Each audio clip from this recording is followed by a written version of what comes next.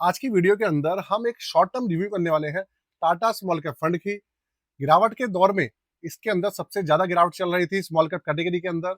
और ये एक ऐसा फंड है जिसके अंदर सबसे ज्यादा स्मॉल कैप स्टॉक्स की एलोकेशन है।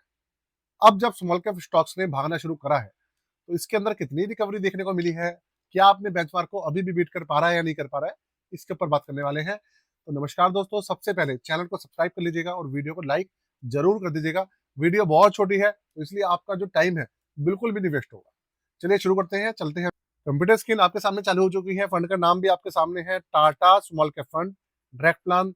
इसके बारे में थोड़ा सा आपको बता देता हूँ। टाटा स्मॉल कैप फंड एक ऐसा फंड है जिसने पिछले अगर एक साल पहले जाएंगे आप तो उसका जो एवरेज था वो 30% से ऊपर चल रहा था।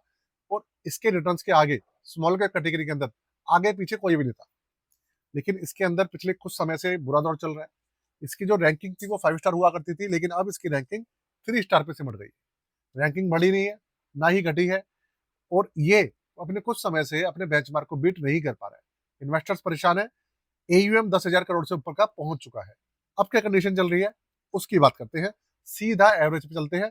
उससे पहले देख लीजिए इसका जो एनएवी है 39 रुपए पे चल रहा है।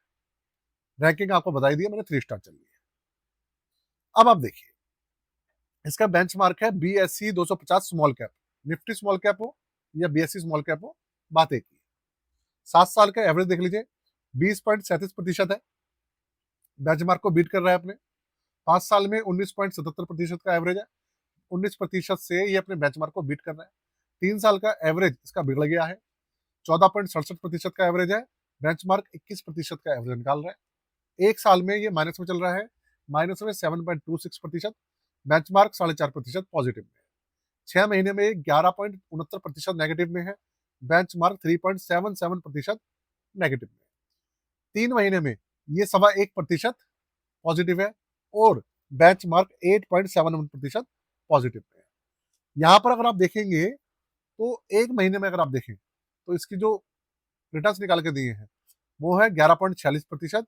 लेकिन जो बेंचमार्क है उसने 17.25% का एवरेज दिया है। तो देखा जाए तो इसने जो रिटर्न्स हैं तो निकाल कर तो दिए हैं, लेकिन बेंचमार्क को नहीं बीट कर पा रहा। मैं सिर्फ एक महीने की बात कर रहा हूँ।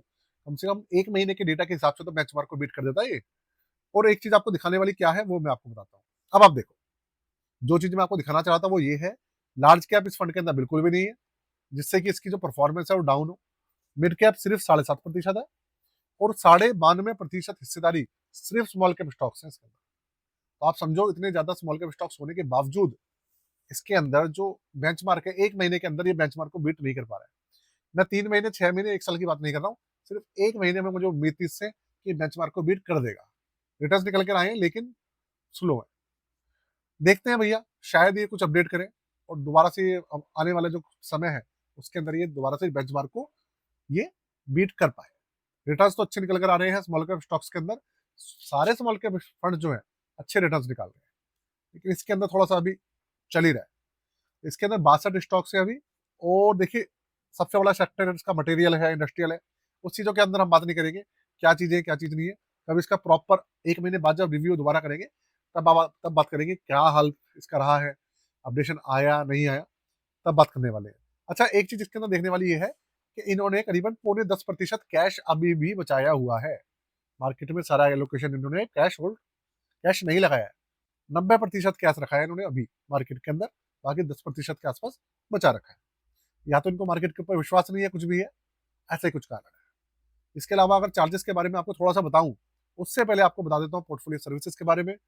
अगर आप पोर्टफोलियो बनवाना चाहें 999 में, पोर्टफोलियो क्रिएशन हो, पोर्टफोलियो रिव्यू हो, म्यूचुअल फंड पोर्टफोलियो हो, स्टॉक्स हो, कोई सा भी पोर्टफोलियो हो आप बनवा सकते हैं। क्रिएशन करा सकते हैं, रिव्यू करा सकते हैं, रीबैलेंस भी करा सकते हैं। रीबैलेंस का मतलब होता है आपका जो पोर्टफोलियो है उसको अपडेट करना।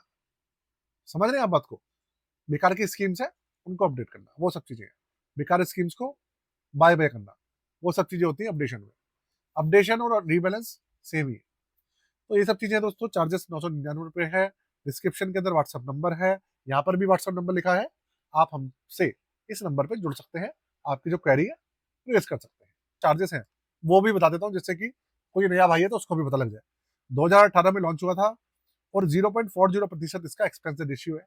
इसके अलावा 20% का अभी इसका एवरेज चल रहा है, जो 30% चलता था, और 9,621 करोड़ का इसके अंदर एयूएम है। पहले 10,000 करोड़ से ऊपर का था, अब 9,621 करोड़ हो गया, घट गया। चलिए ठीक है, वो दोबारा बढ़ जाएगा। ये सब चीजें 500 रुपए से इसके अंदर मिनिमम एसआईपी, मिनिमम लमसम वगैरह चालू हो जाता है। और एग्जिट लोड है इसके अंदर 30 दिन तक, आधा प्रतिशत, उसके बाद किसी भी तरीके का एग्जिट लोड इसके अंदर नहीं है। वीडियो को यही खत्म करते हैं दोस्तों आज के लिए। जय